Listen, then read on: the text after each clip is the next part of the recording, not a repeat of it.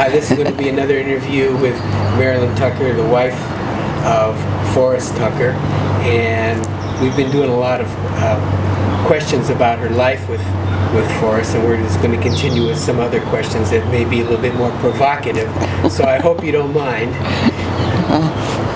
I'll tell you if I do. Okay, you can. When I was researching questions to ask, I noticed, and I think we talked about the fact that he had a reputation in an area that was fairly sensitive, and there was a lot of rumors and a lot of stories and innuendos as if it was true or not, and everybody had their own opinion on it, and it's hard to really understand if it was true or not. The facts have never really been out there or anything, and I thought maybe you being the wife of Forrest Tucker, you know where I'm going with this. Yes. Okay, I just want to know if you could validate or confirm or any of the stories you'd like to tell. I know you told me some stories about him on the golf course. If you would like to repeat any of those stories, I'm sure the public would love to hear it. Okay, take a deep breath. I am. Of course, when I met him, I was a virgin, so I would tease him all the time. I mean, I heard about his reputation, but I told him I'd never seen another one, so I didn't know if it was this extraordinarily large thing. So that was my joke with him, but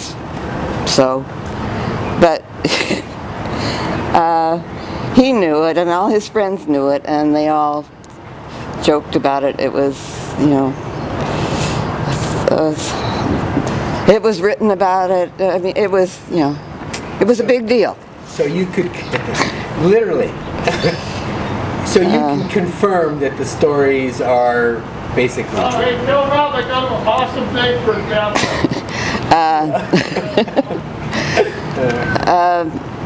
you. Well, yes. But again, the funny stories was one that I told you about with Phil Harris. He was playing golf with him, and he had a very short putt, and he thought it was a gimme. And Phil Harris said, "No, you have to putt it." And he says, "Well, goddamn, I could putt that with my cock." He says, "Well, go ahead and do it." So he got down on his knees, and he putted the ball in with his cock. That was a world-famous story. And you can confirm that pretty much really happened? That really happened. I'll show you a caricature in the house that is of him supposedly putting on, but he's putting with a fishing pole. That's characterizing the story. Okay. I don't know. There were a lot of stories. I told you the one that James Bacon had in one of his books that he wrote. He was taking out-of-town guests around Lakeside Golf Course, and he went into the locker room, and Tuck was asleep on the trainer's table, and he had a towel over him. So James Bacon picked up the towel, and this out-of-town guest who had been touring the country said, "Fuck the Grand Canyon." That explains it, pretty much. Well, thank you for that. At least that puts to rest if it's not true or not. Since you have I say there's things on the internet, there's stories and everything that. Yeah, those are the true ones. I just want to mention another thing. We can leave the subject because we're teasing.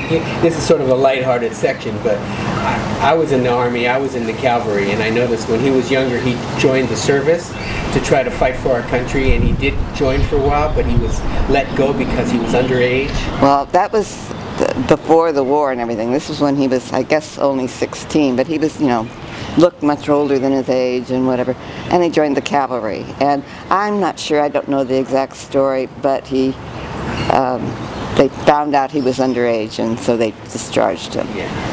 But he did go back in the Army during the war. So he did want to serve our country. Yes, he was a true American in that sense. Yes, he was in the Army during World War II, but he did not ever go overseas because being an actor, they sent him to, I think it was Fort Lee, New Jersey, in the Signal Corps to make movies. So That's what he did. That's what he did. I mean, he went through basic training and all that kind of thing, but he never had to fight.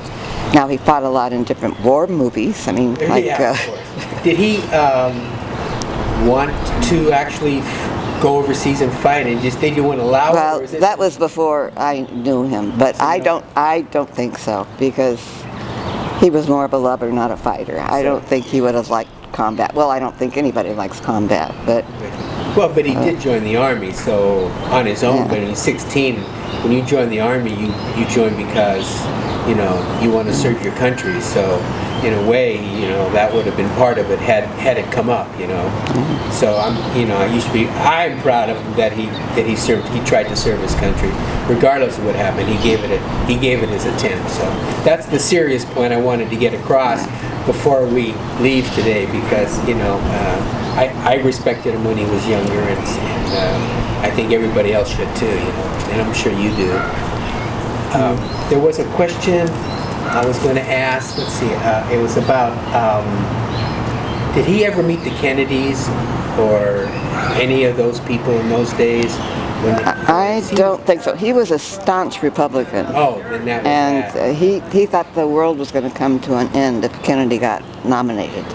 I mean, he was campaigning for Nixon, and he wasn't too happy when Kennedy Okay, all right. won. So- But I mean, he was in with all the Republicans, Yeah, oh, with yeah. Ronald Reagan and Nixon and Bush. Ford and no, but well, he knew the first Bush when he was vice president, Okay. but never knew.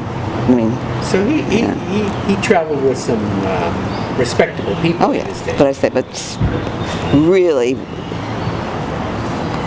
conservative Republican. Okay. He was a conservative Republican, but sometimes you wonder from all the fun he had. I Well, guess Republicans have fun too. Oh, I guess that's the gist of that one. Yeah, well, that was different. Different days. Okay, well, I think we can wrap it up. I want to thank you. I'm going to post this on the internet, and hopefully we'll get to see it in a few days. Thank you again for your You're welcome.